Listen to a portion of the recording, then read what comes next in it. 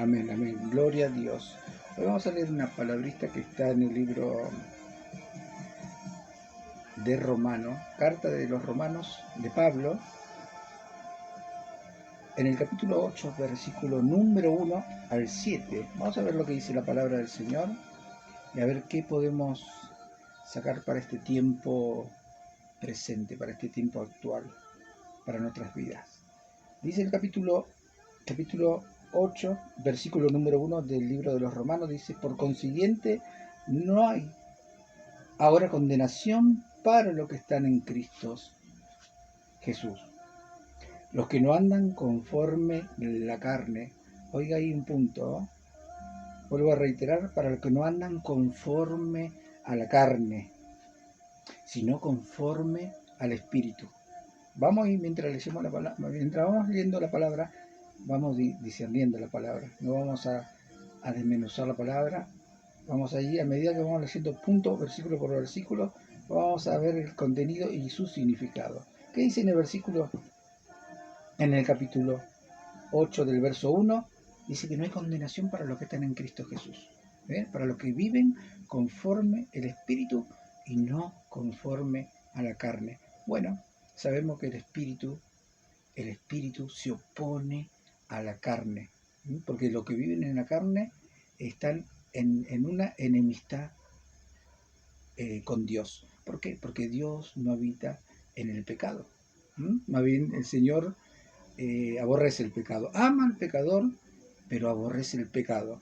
Por tanto, si te encontrás en esa situación de pecador, bueno, la palabra dice que el que confiesa su pecado, yo soy fiel y justo para perdonar vuestros pecados y librarnos y limpiarnos de toda maldad. Verso 2 dice: porque la ley del Espíritu de vida en Cristo Jesús te ha librado de la ley del pecado y de la muerte. Bueno, la palabra dice que el pecado entró por un hombre, Adán, pero por otro salió Jesucristo. Pero la paga del pecado es la muerte, pero la dádiva de Dios es de vida eterna. Así que no hay que vivir ya más en el pecado, porque el pecado produce, como dije hace instante, produce la muerte. Primeramente en el espíritu y luego física. El verso 3 dice: por lo que la ley no pudo hacer, ya que era débil por causa de la carne, Dios lo hizo. Lo que la ley no pudo hacer, porque era débil por la carne, Dios lo hizo. ¿Y cómo lo hizo el Señor? Dándonos de su espíritu. Dice: pues lo que la ley no pudo hacer, porque era débil a causa de la carne, Dios lo hizo, enviando a su propio Hijo en semejanza de carne de pecado, y como ofrenda por el pecado condenó el pecado en la carne. O sea, Cristo se hizo maldito, porque la palabra dice: maldito todo aquel, ¿no? el que muere en un madero. Y Cristo se hizo maldito por nosotros, por nuestros pecados. El Hijo de Dios, el justo, murió por los injustos. Amén. Eso dice la palabra, querido hermano. Dice que el justo murió por los injustos. Murió por nuestra causa, por nuestro pecado, por nuestra rebelión. Así que dice la palabra que Dios lo entregó como una ofrenda a Cristo, ¿no? Pero recordemos que el Señor tenía autoridad para dejar su vida y tenía autoridad para volverla a tomar. Así que nadie le quitó la vida, ¿no? Había un plan, había un propósito del Señor de hacernos libres.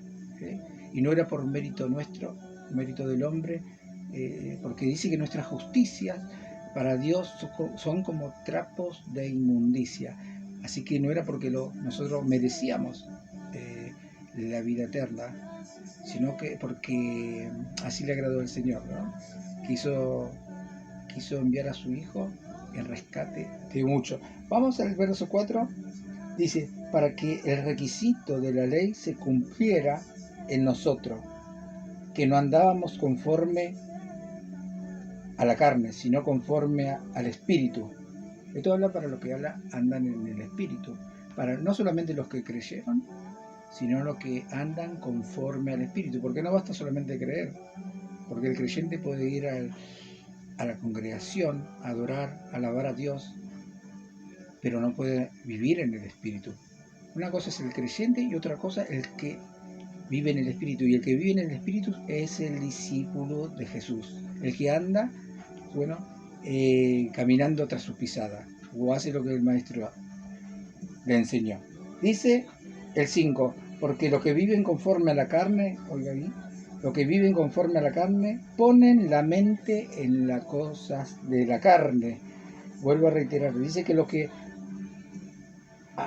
andan en la carne ponen, porque los que viven conforme a la carne ponen la mente en las cosas de la carne, pero los que viven conforme al Espíritu, en la del Espíritu. Claro, nos alimentamos de cosas superficiales, ¿no? Como puede ser cosas que no agradan al espíritu, ¿no? Cosas de la carne, pueden ser deseos carnales, pensamientos vanos, codicia, altanería, soberbia, orgullo, y todo eso viene por el afán de querer alcanzar lo que en definitiva en algún momento va a perecer. Por eso dice la palabra que todo en la tierra pasará, más la palabra del Señor no pasará. Porque desnudo salimos del vientre de nuestra madre y desnudo hemos de volver. Nada nos vamos a llevar. Esto nos quiere decir que tenemos que buscar de cuidar nuestra salvación, que en definitiva es lo que permanece. Amén. Dice el versículo 6, dice, porque la mente puesta en la carne, esto es tremendo, porque la mente puesta en la carne es muerte, o sea, estamos muertos en nuestros delitos, en nuestros pecados. Acá lo dice la palabra, dice el apóstol, porque la mente puesta en la carne es muerte, literal en la palabra. Acá no hay sinónimos, no hay comparación alguna. Dice que los que viven la mente puesta en la carne, bueno, producen muerte, dice la palabra. Pero la mente puesta en el espíritu, vida y paz. Paz, y no la paz del mundo. Porque la paz del mundo trae aflicción a nuestra alma, a nuestro espíritu. Esa es la paz que te puede dar el mundo. Trae desesperación, ansiedad. Pero la paz de Cristo es la que sobrepasa todo entendimiento, la que te hace vivir confiado, la que te hace vivir seguro y la que te hace perseverar en el tiempo. No importa el diagnóstico, no importa la situación que uno puede estar viviendo, ¿no? Cuando tenemos la esperanza y la confianza puesta en Dios, Dios hace camino donde no lo hay, hermano. Dice el versículo 7 del capítulo 8 de Romanos, el último versículo dice, ya que la mente puesta en la carne es enemiga de Dios. Acá hay claridad de lo que vengo hablando, ¿no?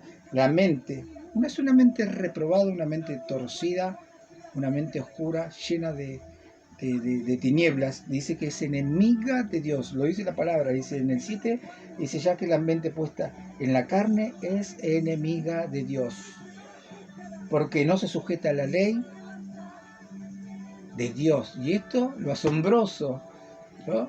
Y ahí está el calificativo para los tales, ¿no?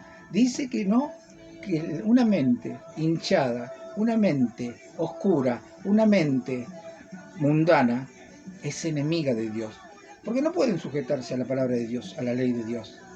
Pero dice, en el último párrafo de ese texto, dice que tampoco pueden. Dice que no se sujetan, pero que tampoco pueden. Y esos son los que están predestinados, y para ellos la puerta de la gracia se cerró. Que tantas veces que Dios los llamó con amor, no vinieron. Los llamó con dolor, tampoco vinieron. Que Dios te bendiga. Medita en esto, hermano.